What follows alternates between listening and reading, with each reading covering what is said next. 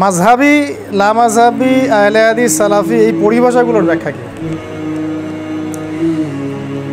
সুন্দর প্রশ্ন। পরিভাষাগুলোর ব্যাখ্যা কি?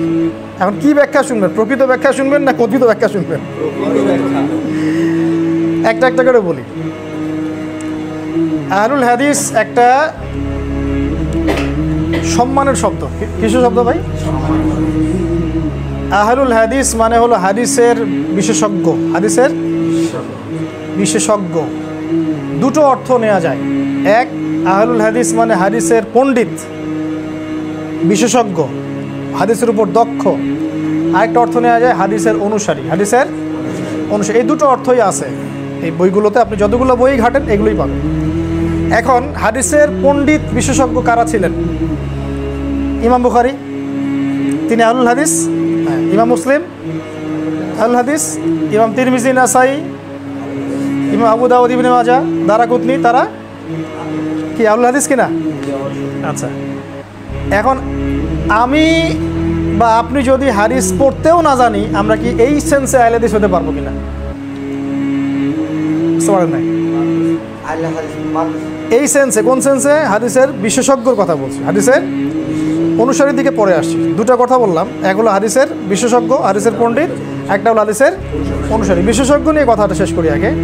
তাহলে বিশেষজ্ঞ কারা? এই বড় বড় রিনাউন্ড যে মুহাদ্দিসিনে কেরাম, তারা কি? সবাই আহলুল হাদিস। কোনো সন্দেহ আছে? এবং এটা নিঃসন্দেহে একটা নোবেল জায়গা, সম্মানের জায়গা। এবং ইনশাআল্লাহ আমরা আল্লাহর কাছে দোয়া করি তারা ইনশাআল্লাহ জান্নাতি। ইনশাআল্লাহ আল্লাহ জান্নাত দান করবেন। এখন এই সেন্সে, বিশেষজ্ঞের সেন্সে যদি আমরা এখন যারা হাদিস পড়তেও জানি না, এবারও তো পড়তে পারি না, মুখস্থও দু একটা বলতে পারি না, আমরা যদি বড় গলায় দাবি করি যে আমরা ওনাদের মতো আহলে হাদিস, কথাটা কি শোভা পাবে? আর এই সেন্সে শোভা পাচ্ছে না। আরেকটা সেন্সে আসি তাহলে। 2 নম্বর সেন্স হাদিসের ফলোয়ার্স। অ্যান্ড ফলোয়ার্স, এই ফলোয়ার সেন্সে আমরা যদি এভাবে চিন্তা করি যে তারাই আহলুল হাদিস হচ্ছেন ফলোয়ার সেন্সে যারা কোরআন এবং হাদিসের পরিপূর্ণটা মেনে চলেন, তাই নয় কি?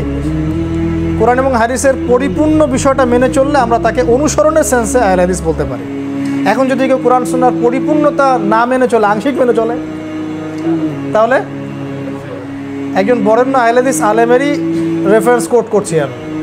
তিনি বলেছিলেন যে প্রকৃত আহলে হাদিস আর কথিত আহলে হাদিস কখনো এক নয়। এই কথাটা তাদেরই একজন বরেণ্য আলেম বলেছিলেন। আমরা আলেমদের সম্মান রাখব। এখন ধরেন আপনি রফুল এদান করেন, জোরে আমিন বলেন, পায়ে পা লাগান, সূরা ফাতিহা পড়েন, এবং আপনি মনে করছেন যে আমি আহলে হাদিস হয়ে গেছি।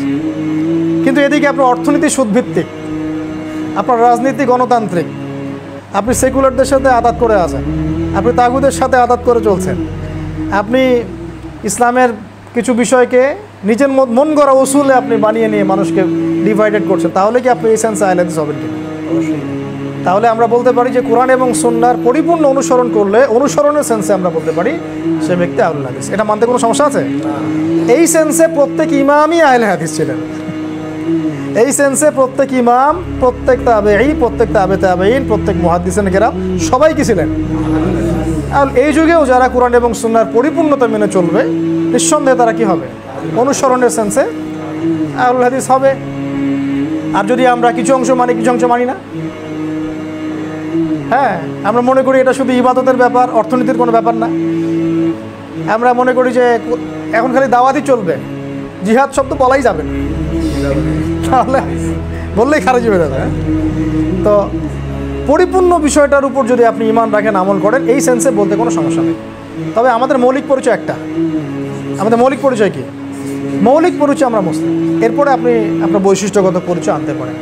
তাহলে আমরা এখান থেকে বুঝলাম যে এই শব্দটা একটা নোবেল জিনিস, নোবেল একটা সাবজেক্ট। মুহাদ্দিসিনে কেরাম এই সেন্সে ইমামগণ, তাবেঈন, তাবে তাবেঈন, তারা সবাই, সলফে সালিহিন সবাই কি ছিলেন? আহলুল হাদিসই ছিলেন। আর এখন আমরা যারা নামকাও আসতে এগুলো যা ট্যাগ লাগাচ্ছে, লেভেল দিচ্ছে, আমি একটা দলের ফর্ম পূরণ করেছি, ব্যাস আহলে হাদিস হয়ে গেছে, সেটা এমন?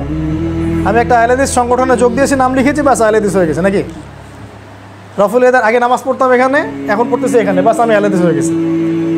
আগে আমি রফুল এদান করতাম না, এখন করি, মানে আমি আহলে হাদিস হয়ে গেছি। ব্যাপারটা কেমন? এটা একটা মূর্খতার ব্যাখ্যা। কিসের ব্যাখ্যা? নিঃসন্দেহে মূর্খতা একটা। এটা একটা গভীর জিনিস। যদি কোরআন এবং সুন্নাহর পরিপূর্ণ বিষয়গুলো মেনে চলি এবং হাদিস শাস্ত্রে আমি দক্ষতা অর্জনের চেষ্টা করি, ইনশাআল্লাহ আমাকে আল্লাহ পাক ওই মাকামে কবুল করবেন ইনশাআল্লাহ।